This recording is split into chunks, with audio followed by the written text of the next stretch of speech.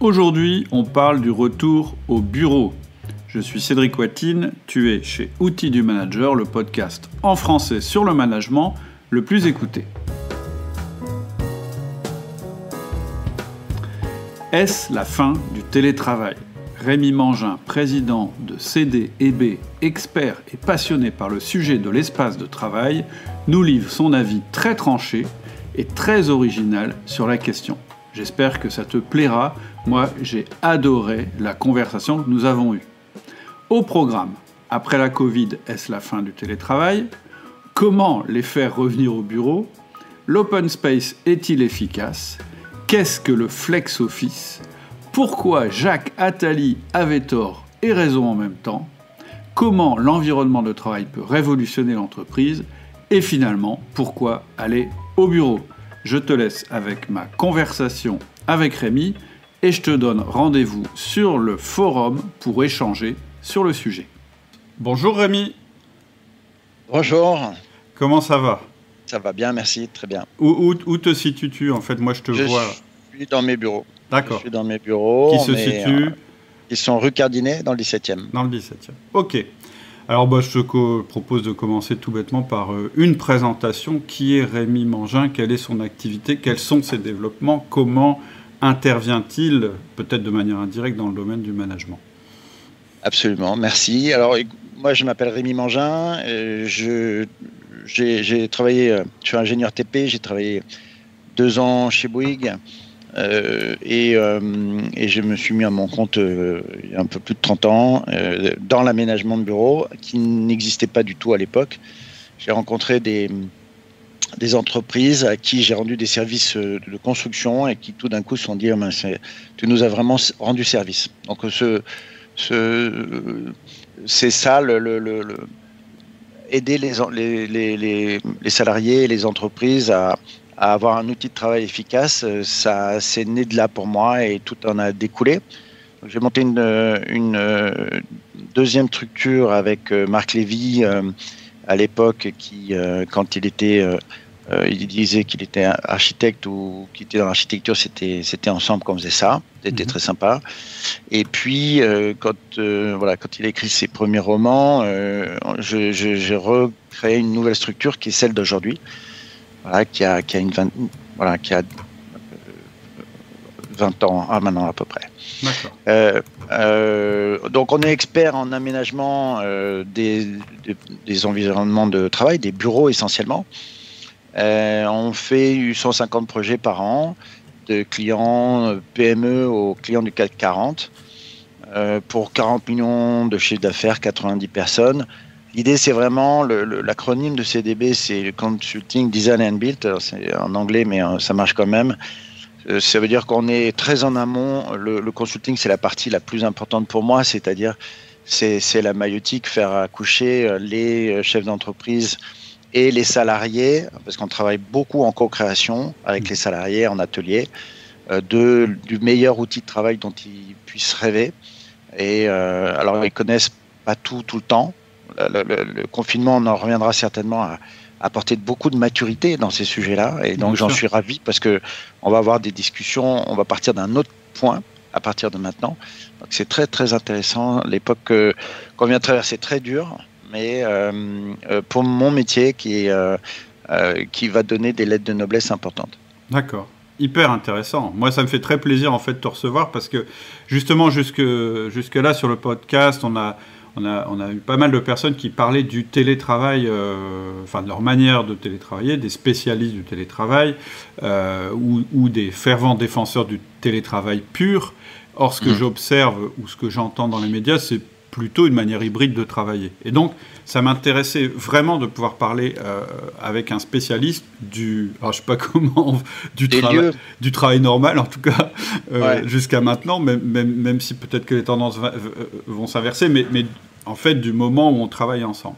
Donc, est-ce que tu as un avis général sur le télétravail avant qu'on rentre dans le vif du sujet ? Est-ce que tu penses que c'est quelque chose qui est simplement en progression parce qu'il y a eu la Covid et puis qu'après, ça va revenir comme c'était avant, ou est-ce que c'est un mouvement de fond ? Moi, je voyais, si tu veux, quand je regardais les statistiques, qu'en France, en gros, on faisait avant la Covid 3 fois moins de télétravail que les Américains ou que les Européens qui en font, parmi les Européens, ceux qui en font le plus. Moi, franchement, le télétravail, ça m'amuse. Ouais. Parce que, comme ingénieur travaux, quand j'ai commencé, et beaucoup d'autres avant moi, on télétravaillait déjà. Quand on est sur un chantier, toute la journée, mes conducteurs de travaux chez CDB aujourd'hui, ils ne sont pas dans les bureaux. C'est clair. Ils sont déjà, alors ils ne sont pas chez eux. Parce que je pense que le grand débat du moment, c'est pas le télétravail, c'est que les gens sont chez eux, ouais. Tous obligés, tous en même temps. C'est les deux notions qui sont très importantes. Le télétravail, ici, c'est vraiment pas d'hier, et il y a plein de gens qui savent faire ça depuis très longtemps. Alors maintenant, ça s'étend à d'autres, avec les niveaux technologiques qu'on a pu obtenir, ça s'étend à d'autres activités, à d'autres catégories de personnes. Alors, c'est absolument normal, et l'évolution des espaces de travail depuis toutes ces années, elle est aussi beaucoup liée au nomadisme, oui, c'est ce que j'allais dire. Et à la technologie. C'est-à-dire que à partir du moment où on a eu les informations, la data sur les ordinateurs, et qu'ensuite ces ordinateurs étaient déplaçables avec des laptops, c'est fini. Pourquoi rester vissé à la même place ? Et donc, on a commencé à être nomade dans les bureaux et puis nomade à l'extérieur. Donc, c'est un courant qui est normal et qui est assisté et permis surtout par les évolutions de la technologie. Et la technologie, à ce stade-là, à mon sens, elle est insuffisante. Elle est suffisante pour arriver à se poser toutes ces questions. Elle est insuffisante pour tout ce qui est vraiment collectif. Alors, on a des réunions Zoom, etc. Mais il y a tellement de messages qu'on passe de façon visuelle et physique, en fait, que c'est pas possible. La technologie actuelle n'est pas... Tant qu'on sera avec des hologrammes ou des choses comme ça, peut-être la technologie permettra qu'on se dispense complètement de se voir. Mais la chaleur humaine, la transmission, il y a beaucoup de choses qui passent pas encore par la techno. Donc, c'est là-dessus qu'on va travailler pour faire les espaces de travail. D'accord. Ok. Alors, moi, j'ai une question personnelle. Je vais la poser tout de suite parce qu'elle m'intéresse depuis longtemps. Puis, je suis devant un spécialiste, donc je vais enfin pouvoir la poser. J'ai regardé. Ouais. En fait, ma question, c'est à propos des open space, des gens. Tu vois, moi, par ailleurs, je suis chef d'entreprise et j'ai 2 entreprises. Une où réellement il y a un open space, un vrai open space avec des gens qui sont en permanence ensemble. Et puis j'ai une autre entreprise où là il y a plus de bureaux fermés, etc. Et ma question, c'est un nouveau bâtiment qu'on a fait construire. Évidemment, quand on l'a fait construire, on a consulté les équipes et les gens qui, dans l'ancien bâtiment, étaient en open space, ont voulu à nouveau être en open space, et ceux qui n'y étaient pas n'avaient pas envie d'être en open space. Exactement. Et j'ai lu pas mal de trucs là-dessus, parce qu'il y a eu quand même dans le livre d'Olivier Sibony, que j'ai déjà reçu, par exemple, il y a une petite étude sur l'open space, mais en fait, en réalité, il n'y a pas beaucoup d'études, et surtout, les conclusions des études ne permettent pas réellement de prendre position entre est-ce qu'il vaut mieux travailler en open space ou est-ce qu'il vaut mieux travailler en bureau fermé. Et alors c'est sûr qu'il y a une histoire de coût, hein, c'est être en open space, on met plus de monde et ça coûte moins cher. On pense aussi que ça développe la communication, mais en fait, quand on regarde le résultat des études, finalement, c'est pas aussi évident que ça. Par exemple, il y a une étude qui dit que les gens qui sont en open space s'envoient plus de mails que ceux qui n'y sont pas, ce qui est quand même assez amusant. Paradoxal, oui. Ouais. Et du coup, voilà, j'arrive pas à me faire réellement d'opinion là-dessus. Ça m'intéresse d'avoir l'avis d'un spécialiste sur cette question. On a combien de temps pour répondre à cette question ? Autant que tu veux. Non, parce que en fait, la réponse est plurielle. D'abord, et c'est le cas dans toutes les opérations qu'on réalise, la règle, c'est qu'il n'y a pas de règle. D'accord. C'est-à-dire qu'en effet, tu as une structure qui est plus favorable à l'un et l'autre qui est plus favorable à l'autre. Nous, on est, par exemple, dans mes bureaux, nous, on est en flex office depuis longtemps. J'ai pas de bureau attribué. Là, je suis dans une petite salle de réunion. On a des tas de lieux particuliers. Et je me vois mal retourner avec une place fixe, avec le bureau du boss dans un endroit, ça n'irait pas du tout. Alors juste la définition du flex office, c'est il y a des. Il va revenir la définition du flex office. Ça, c'est un sujet entier. D'accord, donc, si d'accord. on pourra en parler.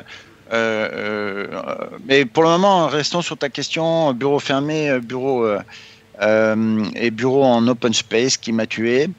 Ça nous a fait du tort ce qui m'a tué parce que nous on s'évertue tous les jours à essayer de faire des lieux pour que les gens s'épanouissent et quand on nous tire dans les pattes c'est jamais top. Je vais raconter une petite anecdote sur Jacques Attali tout à l'heure à propos du flex office justement. Mais en fait dans la journée, d'abord toutes les entreprises sont différentes et ensuite toutes les activités des individus dans l'entreprise sont différentes. Et donc, dans une journée, on a quelque chose qu'on appelle l'activity-based working.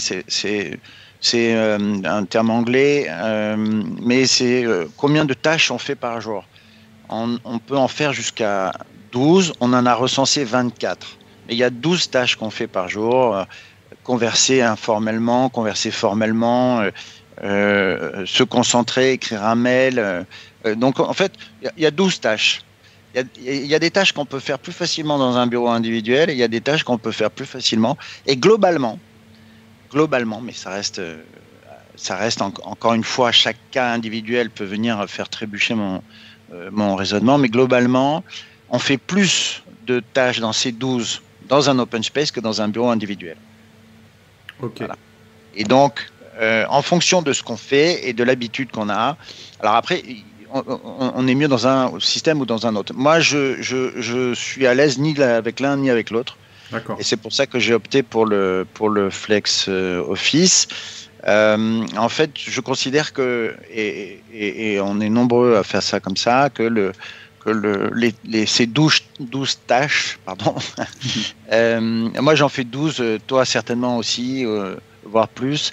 Ces 12 tâches se font pas nécessairement ni dans un flex office, non, dans un open space, ni dans un bureau fermé, mais des fois dans d'autres lieux. Là, je suis dans un tout petit bureau qui est parfait. J'ai un double écran, je suis super installé, je peux recevoir quelqu'un à côté de moi, je peux travailler. C'est un endroit pluriel, mais qui peut être utilisé que pour peu de choses, mais très très bien. Et donc en fait, je quitterai ce lieu quand on aura fini tous les deux et quelqu'un d'autre viendra prendre cette place et il suffit que ça soit dimensionné correctement pour qu'il y ait assez de lieux. Donc le flex office, on peut parler du flex office si tu veux. Avec plaisir, oui. Déjà, je retiens dans ce que tu dis, tu es dans un petit lieu, mais il y a tout ce qu'il faut pour ce que tu as à y faire et pas plus. Et pas plus. Ce qui est peut-être une qualité. Et c'est tout à fait une qualité en fait. C'est-à-dire que, et tout à l'heure, juste avant, j'étais dans une réunion de transformation, ce qu'on appelle Transco, un comité de transformation chez nous. Quand on met des nouveautés en place, et donc en fait là, on est dans un autre lieu qui est plutôt un lab. Voilà. Avant, j'étais dans le lounge pour discuter avec les gens en prenant un café. À chaque fois, je vais dans des lieux différents pour faire des tâches différentes. Et okay. C'est pas la même lecture, c'est pas le même formalisme. Les codes sont différents et on sait exactement comment ça fonctionne très rapidement. Le flex office, globalement, le grand principe, c'est que on utilise à peu près à 60% grand max des bureaux attribués, qu'ils soient en bureau fermé ou en open space, les attributaires étant en réunion, en formation, chez des clients, malades, en vacances. Voilà. Donc en fait, ces bureaux sont vides, donc, ou non utilisés, quoi. Donc c'est de la place perdue. Et sur le modèle du Vélib, on va dire, on n'attribue pas les bureaux. Et quand tu dois travailler sur un poste bien assis correctement, avec un écran, avec un clavier qui t'attend, avec que sais-je, tu tu vas là, et puis quand tu as d'autres tâches à faire, tu vas dans d'autres lieux. Et donc en fait, on va réduire le nombre de postes, mais il faut impérativement, et c'est pour ça que le flex office est décrié, et c'est pour ça que j'avais écrit une lettre ouverte à Attali à l'époque, il faut impérativement bien le faire, et il faut impérativement que les postes complémentaires au poste de travail soient super bien étudiés, en adéquation avec tout le monde. Et Attali avait marqué, parce que c'était au début du Flex Office il y a quelques années, il avait écrit une tribune en disant, voilà, après l'Office, après le Open Space m'a tué, maintenant le Flex Office, les gens, ils n'ont plus de bureaux attribués, ils sont plus proches de la porte d'entrée ou de sortie qu'autre chose, c'est déstabilisant, etc. Et il n'avait pas tort, parce que Jacques Attali n'a jamais tort, mais il n'avait pas tort parce qu'il est génial dans beaucoup de choses, mais il n'avait pas tort, sauf si ça avait mal été étudié. Ouais. Et donc en fait, dans le Flex Office, c'est pour ça qu'on passe beaucoup de temps avec les gens à comprendre leurs besoins, et à répondre à une question très rationnelle. On verra tout à l'heure peut-être de l'émotionnel, et puis pour répondre aux questions sur le retour au bureau. Hein. Mais d'un point de vue purement rationnel, il faut dimensionner tout ça. C'est-à-dire, on imagine des typologies de travail. Donc moi, je suis dans un bureau typologique. Toi, je vois que tu es dans un bureau, je ne sais pas s'il y a plusieurs personnes avec toi. Non, je suis tout seul.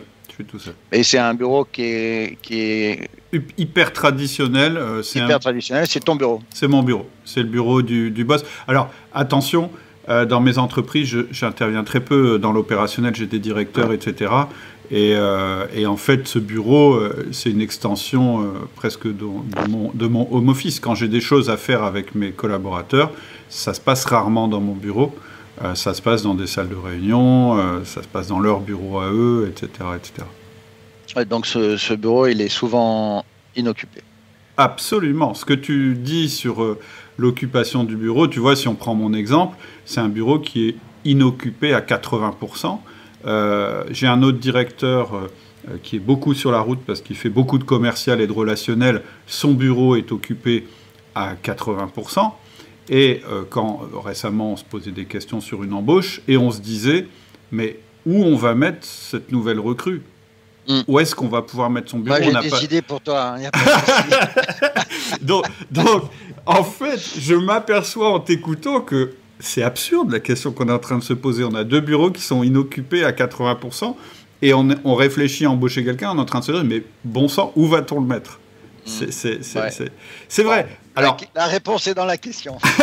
Alors, en même temps, ce que tu vois pas, c'est que j'ai mon petit meuble avec des photos. J'aime beaucoup les voitures. Avec des photos de voitures, j'ai un petit peu de bouquins que j'aime bien, etc., etc. Tu vois, il y a aussi cet aspect-là. Si je réfléchis aux assistantes ou aux services clients, je vois bien que chacune et chacun des personnes qui sont dans ce domaine-là et qui pour le coup, alors par contre, le bureau, là, il est occupé à 100%. C'est un open office, c'est occupé à 100%.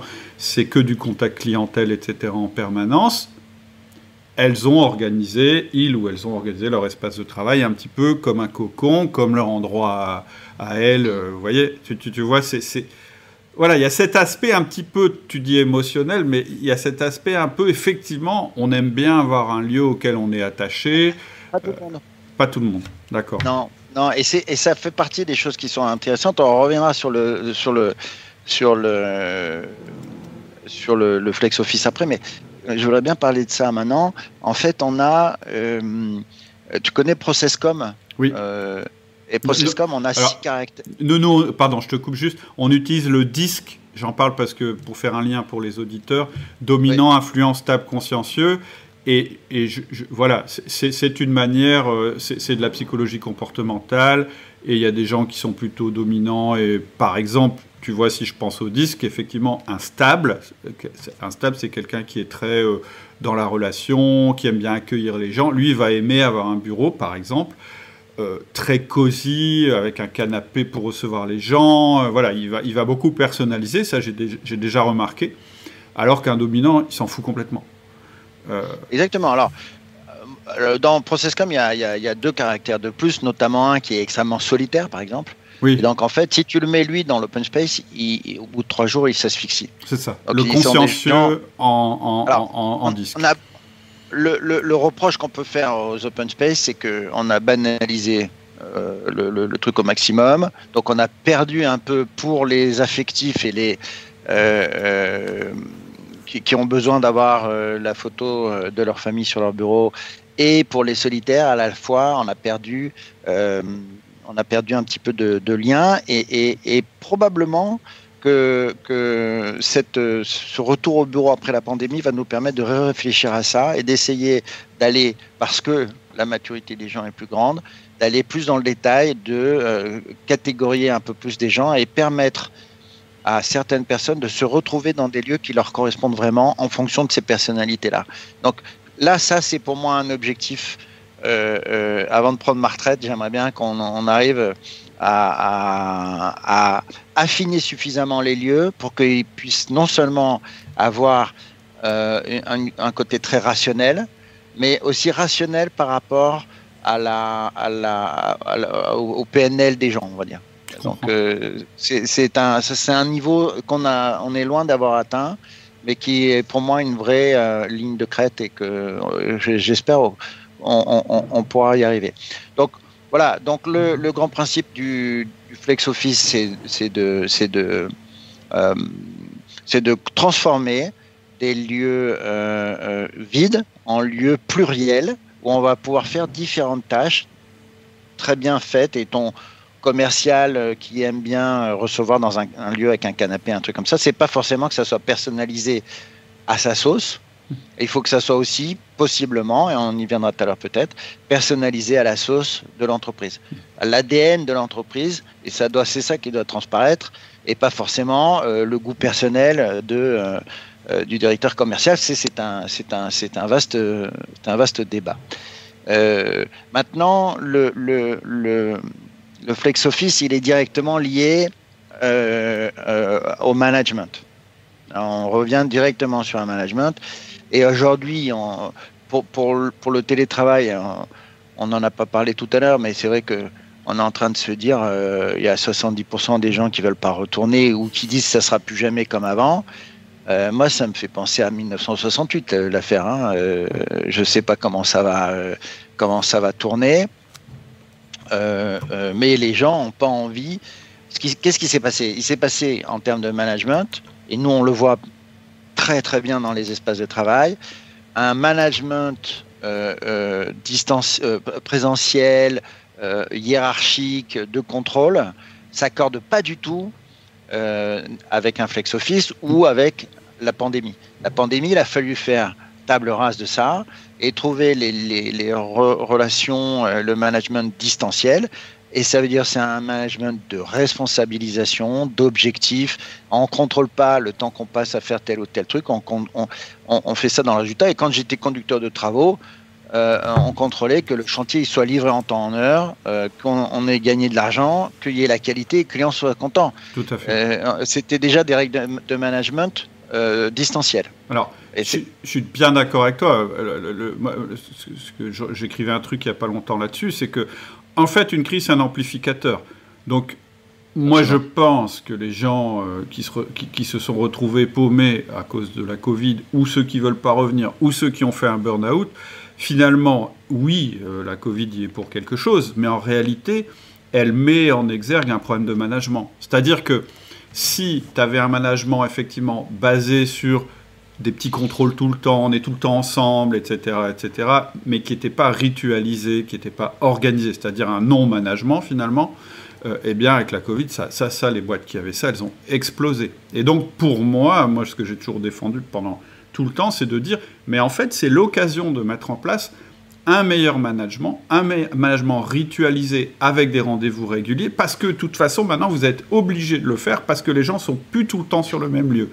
Et je crois qu'en fait, quand on nous dit la Covid a rendu les gens dépressifs, en burn-out, etc., non, en fait, c'était leur manière de travailler qui les a rendus comme ça. Et c'était antérieur à la Covid. Ça tenait parce que ça se voyait moins, parce que c'était moins accéléré. Aujourd'hui, dès qu'il y a une crise, de toute façon, toutes les faiblesses apparaissent. Et je pense que ça a juste mis en avant un problème préexistant.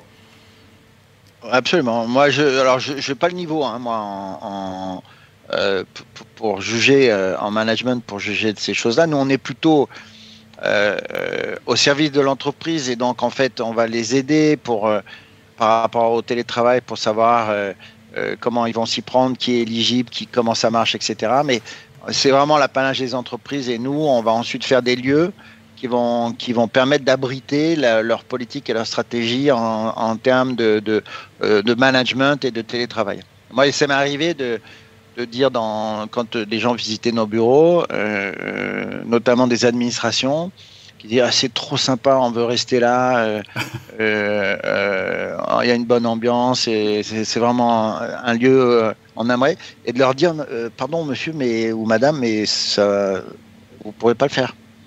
C'est pas possible, c'est pas pour vous. Vous avez une structure hiérarchisée et un système qui correspond pas du tout. C'est des systèmes dans lesquels l'organigramme se lit dans les lieux. C'est-à-dire que le chef, il a 4 fenêtres, son second, il en a 3, etc. Et donc, en fait, quand on est plusieurs avec une seule fenêtre, c'est qu'on est un peu en bas de l'échelle. Et l'objectif de sa carrière, c'est de monter, d'avoir de plus en plus de fenêtres pour soi tout seul. Et en fait, c'est des objectifs non dits, non verbalisés souvent, mais voilà. Donc en fait, dans un open space ou là, on a déjà pété ces codes-là. Et alors dans un... Bon, Rémi, on a eu une petite coupure technique, donc on va reprendre. Je pense que ce que tu étais en train de nous expliquer, c'est que finalement, le Flex Office, c'est une réflexion du système de management qui est en place. C'est-à-dire qu'il doit être adapté au système de management. Par exemple, tu nous disais que quand tu faisais visiter tes locaux qui sont apparemment sur un mode assez libre et peu hiérarchique, et que eux rêvaient de cet environnement-là, tu leur répondais non, parce qu'il n'est pas en phase avec votre manière de travailler, ou plutôt il n'est pas en phase avec les codes managériaux qu'il y a dans votre structure. Oui, absolument. En fait, et c'est en ça que le confinement a été très instructif, c'est que tout le monde a dû s'adapter. Hein. C'est l'instinct grégaire et l'adaptation, c'est les deux. C'est le propre de l'homme. Hein. Et donc, on a dû s'adapter et tout le monde l'a fait à grande vitesse. Donc, on a obligé tout le monde à fonctionner avec un management distanciel. Et maintenant, on va leur dire, on retourne au bureau, les gars. Donc, on va retourner comme c'était avant avec un management présentiel. Et c'est pour ça que ça bloque très, très sensiblement. Et donc, le management et les bureaux, le miroir, le bureau est le miroir, ou l'espace de travail est le miroir du management. Et donc, en fait, si tu as la possibilité d'avoir des gens qui télétravaillent non seulement de chez eux, mais d'un bar, d'un espace de coworking, puis en plus, le continuum du travail est très, très important et fait partie de notre job. Où que tu sois, il faut que tu sois connecté c'est pas qu'une question informatique. Donc c'est une question de principe global et il faut que les lieux soient le miroir du management et c'est le vrai dans l'autre sens. Donc en fait, ce qui était très difficile avant le confinement, c'était de dire comme le management distanciel ou de la responsabilisation autorise le Flex Office, mais le Flex Office oblige ce type de management. Et donc, c'est pour ça que les gens qui venaient avec un management très de contrôle directif et présentiel ne peuvent pas passer comme ça, pas un claquement de doigts, dans des lieux qui sont les nôtres. Par contre, de me dire ça me plaît vachement et on sent bien dans vos locaux, ça veut dire ok, bon, maintenant il faut travailler sur votre organisation. Donc, nous on n'est pas une entreprise, on n'est pas d'un conseil en orga, on peut aider, assister les gens pour avancer là-dessus, mais quand c'est compliqué, on les adresse à des cabinets dans ces deux jobs. Mais maintenant qu'on a eu ces confinements et que tout le monde est en management à distance, la maturité est différente et nous, on va pouvoir, c'est ce que je disais tout à l'heure déjà, travailler d'un autre niveau et partir d'un autre niveau. Parce que c'est une question que je me pose en fait. Je me dis, où est la poule et où est l'œuf ? En fait, je me dis, est-ce que, et ça peut-être tu vas me dire, les deux, probablement d'ailleurs, est-ce que tu vas réorganiser un espace de travail dans une entreprise parce qu'elle veut un espace de travail qui corresponde mieux à sa manière actuelle de travailler? Je suppose que ça se fait dans le cadre d'un déménagement, etc. Ou est-ce que tu peux avoir aussi, mais nous, on n'a plus envie de travailler de cette manière-là, les salariés sont plus d'accord, les cadres ont envie de changer aussi, etc. Et est-ce qu'en réorganisant l'espace de travail d'une autre manière, on ne peut pas faire évoluer aussi le mode hiérarchique, la manière de travailler, le mode relationnel, le mode managérial, en fait? C'est une question pivot très, très intéressante parce qu'en fait, c'est vrai que jusqu'à présent, nous, on a beaucoup travaillé au moment des déménagements. C'est trop petit, trop grand, ou mal adapté, on change tout, on prend un autre lieu et CDB, venez, Rémi, viens nous montrer ce qu'on peut faire et comment ça peut marcher. Et aujourd'hui, avec toutes ces questions-là, et on est en train de le faire, on est en train de faire une très grosse opération pour Orange, c'est en cours de route, c'est-à-dire que on repense complètement les lieux qui doivent être en corrélation avec le nouveau style de management, et on le fait alors qu'on n'est pas en train de déménager. C'est plus du tout important de déménager. À ce titre d'ailleurs, on fabrique nous des lieux évolutifs, c'est-à-dire que cette question qui va se poser, au lieu de se poser tous les 9 ans quand on déménage, c'est délirant parce qu'on a des KPI de satisfaction des salariés qui sont énormes quand on installe des locaux. Et puis 6 mois, 1 an, 2 ans après, ça a déjà baissé. Comme quand on fait des boutiques, on a 30% de plus de chiffre d'affaires et 2 ans après, c'est revenu à un chiffre normal. Donc en fait, il faut en permanence adapter. Alors il faut l'adapter à moindre frais pour que le rapport de l'argent investi soit le meilleur, mais c'est vraiment l'idée de pouvoir adapter les lieux au fur et à mesure de l'évolution de l'entreprise. C'est pas des chaussures, c'est des chaussures d'enfants, quoi. Au fur et à mesure, le pied grandit. Tandis que l'adulte, c'est pas pareil. Et ce qui est d'ailleurs dans notre métier un peu compliqué, parce que quand tu fais construire ta maison par un architecte et une entreprise, quand c'est fini, tu les vois plus jamais. Tandis que nous, on est des ingénieurs et des architectes, des sociologues, des consultants, et on doit vivre avec les entreprises. Et les entreprises n'ont pas compris forcément ce message, et mes troupes, des fois, ont du mal. Alors, c'est fini, j'y vais plus, chef. Non. Et on y va et on adapte. Et il y a un petit problème sur l'acoustique, il faut y aller. J'ai besoin de cet outil de travail, c'est ça qu'il faut faire. C'est hyper intéressant. C'est une réflexion qui me vient là maintenant en t'écoutant. Il n'y a pas très longtemps, j'ai organisé un séminaire avec des chefs d'entreprise et on discutait. Tu vois, moi je dis, une entreprise, elle n'est pas là que pour être rentable maintenant, elle est là pour créer des actifs futurs de rentabilité en vue de sa vente, etc. Et dans la pièce, il y avait un gars qui faisait de la fourniture de bureau. Pas de l'ameublement, en fait, tu vois, un peu. Et je lui disais, et il me disait, le problème, c'est que je dois tout le temps recommencer. En fait, le problème, c'est que je dois tout le temps trouver un nouveau client, lui installer le bureau, puis un autre client, puis un autre client. Puis je lui disais, ouais, mais en réalité, tu pourrais presque vendre un abonnement. Tu vois, en raisonner sur le business model. C'est-à-dire, tu pourrais être l'accompagnateur de cette... Et je prenais exactement la même analogie que tu as prise, c'est qu'un magasin, au bout d'un moment, on le réorganise tous les ans.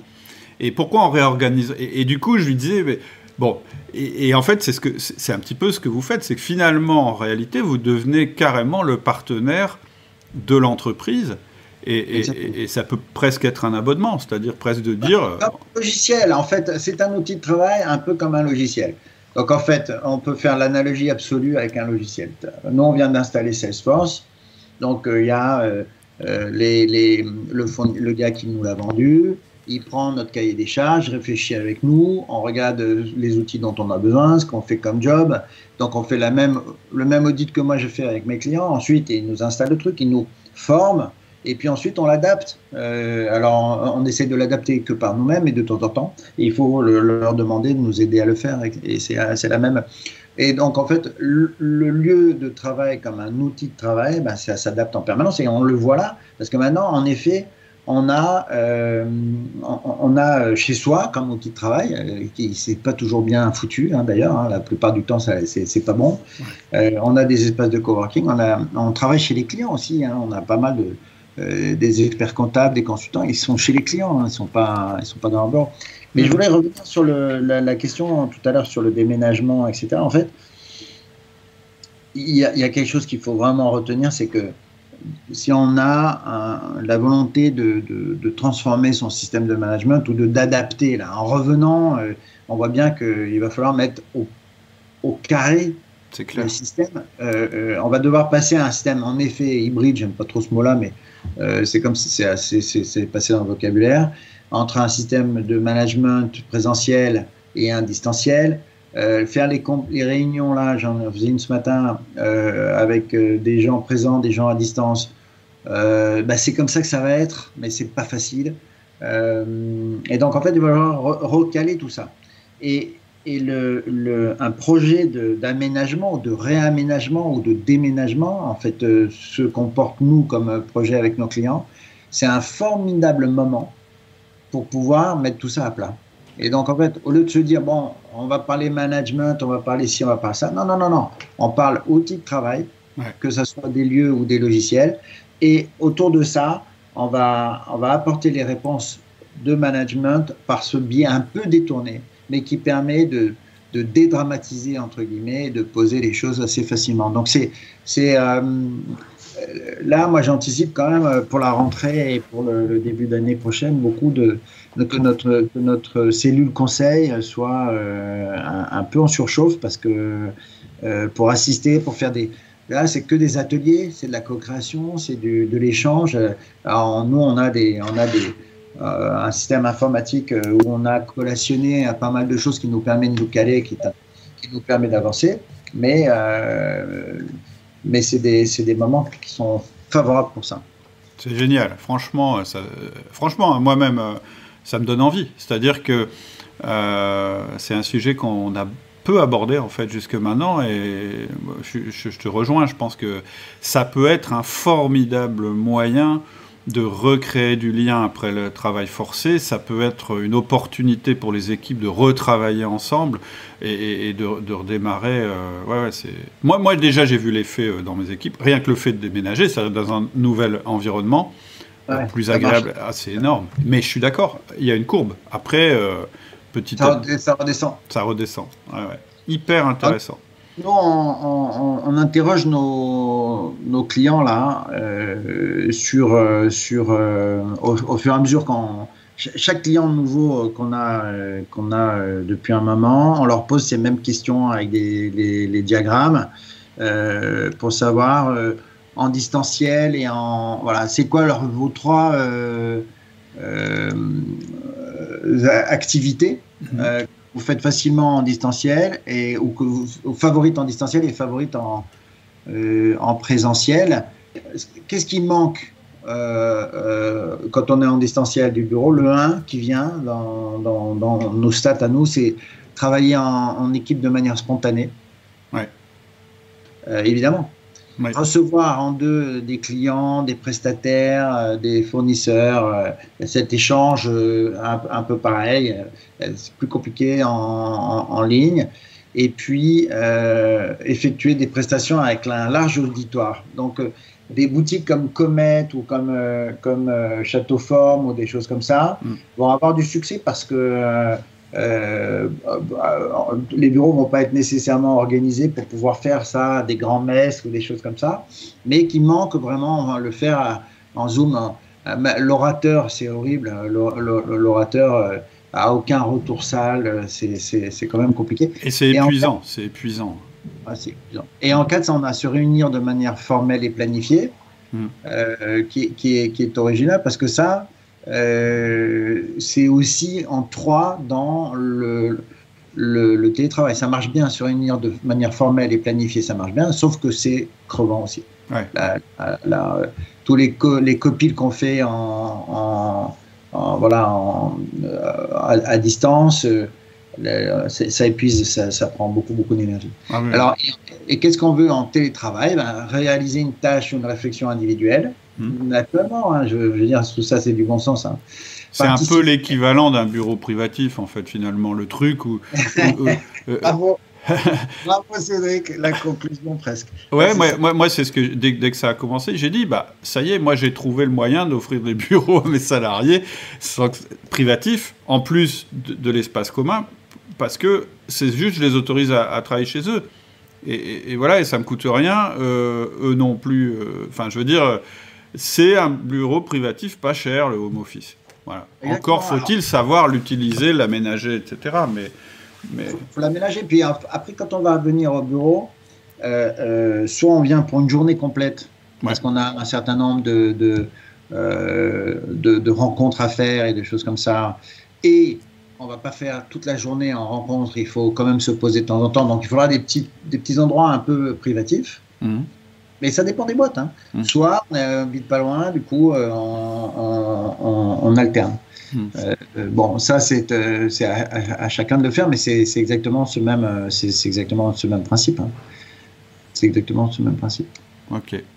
Écoute, c'est hyper intéressant. Alors tout à l'heure tu disais en fait, tout à l'heure tu as dit j'ai 90 personnes en fait qui travaillent. Et à l'intérieur de ces 90 personnes, en fait, il y a une cellule conseil. C'est-à-dire que tu as des... D'accord. Et ça représente une grosse partie des gens de tes missions? Non, c'est une petite équipe. Mais qui font beaucoup d'ateliers. D'accord.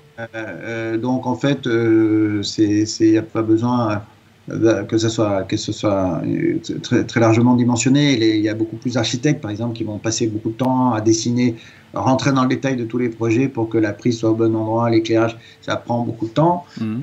Elles ont des méthodes, c'est essentiellement des femmes, et elles ont des méthodes super efficaces, et on sait ce qu'il faut, en fait, pas enseigner, mais voilà, faire savoir, montrer, etc. Parce que, évidemment, quand on ne connaît rien, c'est difficile de choisir et de se positionner. Donc, on fait un peu de la découverte. Et puis, ensuite, on canalise les gens. Donc, ça marche vraiment. Ça marche vraiment très, très bien. C'est ultra intéressant. Chez nous... Ouais, excuse-moi. Non, mais en fait, si tu veux, pendant le... En fait, nous, on se rend compte, donc, en fait... que ces différents moments de confinement, ça a apporté trois choses. D'abord, c'est plus jamais comme avant. Ça paraît assez important et c'est lié au management. Et du coup, on a une réponse qui va être formelle là-dessus, dont je parlais tout à l'heure, le nombre de typologies, les flux, qui vient pas. Il y a des logiciels maintenant de présence au bureau, je peux choisir un endroit, etc.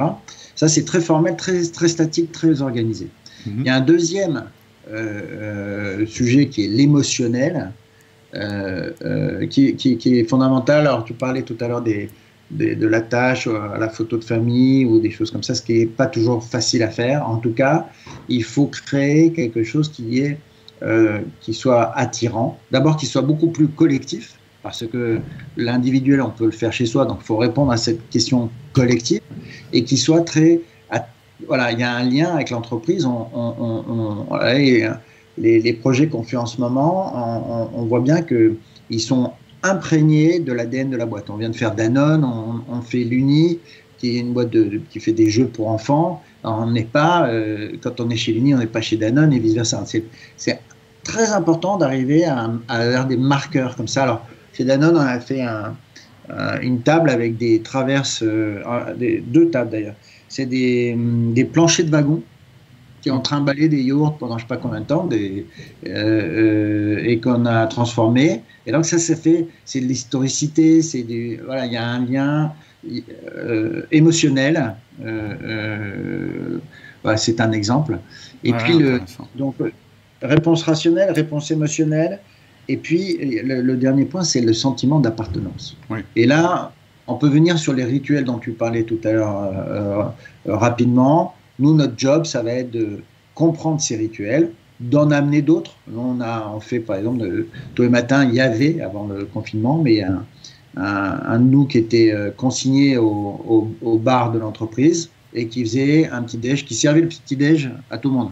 Alors que chacun peut prendre son café et puis se barrer. Là, non, c'est quelqu'un qui est sur place. Alors, il est volontaire tiré au sort. Mais il sait que ça sera lui un jour son tour. Et alors, soit il amène des croissants, soit il fait des cookies chez lui, il amène des trucs, il met de la musique, il décore. Chacun a fait des choses différentes. Et ça, c'est un rituel. Et alors, on a des exemples de rituels comme ça à proposer, mais il faut que le lieu puisse permettre absolument de ces rituels et que ces rituels soient adaptés à l'entreprise. Voilà. Les 3 réponses qu'on amène dans les nouveaux bureaux, du rationnel comme un outil de travail, comme une usine. Hein. La perceuse, elle n'est pas à côté de là où on fait la peinture parce que sinon ça fait de la poussière. C'est très factuel, émotionnel et sentiment d'appartenance. Extrêmement intéressant. Et effectivement, pour rejoindre ce que tu dis, moi, à un moment, on avait travaillé avec un ex-collègue, d'ailleurs, qui intervient quelquefois sur le podcast, qui s'appelle Laurie, et qui est un spécialiste du Lean. Et dans la palette des outils qu'il proposait, il y avait évidemment les outils techniques où on met la perceuse à côté. Mais il y avait ce qu'il appelait une charte, je crois que ça s'appelait une charte relationnelle. C'était un tableau, en fait, qui permettait de comprendre qui devait travailler avec qui, avec telle fréquence, etc. Et on l'avait d'ailleurs utilisé pour l'aménagement des bureaux. Donc c'est beaucoup moins complet que l'approche. Mais c'était l'aspect rationnel, relationnel, tu vois. Dire qui parle avec qui. C'est tout bête, hein, mais quelquefois, nous on s'est rendu compte qu'en fait, quand on fait passer notre entreprise à travers ce filtre, on se rend compte que c'est pas du tout les relations qu'on croyait. Ou c'est pas... Et quand tu creuses ça, nous on a des outils informatiques assez puissants, on a de la data beaucoup, et donc en fait on peut aller assez vite sur des scénarios. Donc en fait on fait des scénarios successifs et qu'on peut valider. Et en fait nos ordinateurs permettent, avec le système qu'on a, de projeter ce qu'on a dit, un tel à côté d'un tel, etc. Et ça le fait au mieux. Donc on va assez vite avec ça et très en amont sur le projet. Et là, on se rend compte du deuxième l'effet qui se coule, c'est que oui non. En revanche, pardon, je vous ai pas dit, mais lui, surtout pas à côté de lui. Voilà, c'est ça. c'est ce que je vois aussi dans les logiciels de gestion de projet. Moi, j'ai un module là-dessus sur le gestionnaire de projet. Et en fait, c'est des gens qui ont potentiellement peur de l'intelligence artificielle, etc. Et je leur dis, non, mais un ordinateur, un truc de projet, c'est super pour le général, mais pour le relationnel, c'est nul. Parce qu'il n'y a que toi qui sais si machin, il s'entend bien avec bidule. Il n'y a que toi qui sais qu'en ce moment, il faut plutôt pas trop qu'il soit en contact avec les autres parce qu'il ne va pas bien dans ça. Tout cet aspect humain, il est presque... Il faut les deux, en fait. Il faut les deux. Il faut croiser les deux. Et c'est un système d'approximation successive. Tout à fait, ouais. Qu'on corrige. On file des données à notre système organisationnel qui nous pond quelque chose qui est absolument cohérent avec les données qu'on a données. Et on se rend compte qu'il faut donner des données complémentaires. Ouais, c'est hyper intéressant. La taille de tes clients, parce que tu cites des grands noms, mais c'est quoi ta taille minimum C'est PME, 30 ou 50 personnes. D'accord.